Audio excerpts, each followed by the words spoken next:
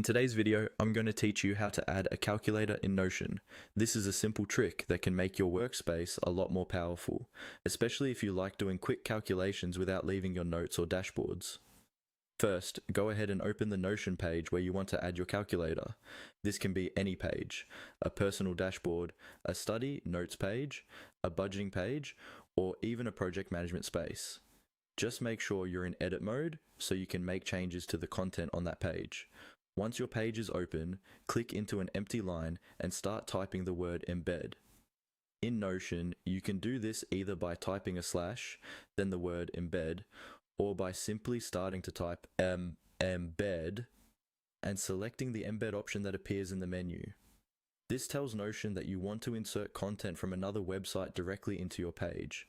Now we need an online calculator that can be embedded. Open your web browser in a new tab and go to the calculator site by typing sharukaziz.github.io into the address bar. Press enter and you should see a web-based calculator load on your screen. Take a moment to make sure it works the way you like. You can click a few buttons or try a couple of simple calculations to test it out. Once you're happy with it, look at the address bar at the top of your browser and select the full web address of this calculator page. Copy this link. You can do that using your usual method, such as right-clicking and choosing copy, or using your keyboard shortcut. Now go back to your Notion page where you added the embed block. When the embed field is active, paste the link you just copied into that field. Notion will recognize it as a web link and start generating a preview. After a moment, the calculator should appear directly inside your page as an embedded element. You can resize the embedded calculator by dragging the corners or edges so it fits nicely in your layout. Place it wherever it's most convenient.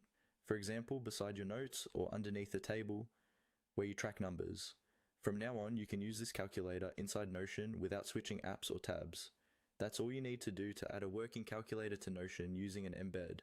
It's a quick setup, but it can save you time and streamline your workflow every time you need to crunch some numbers.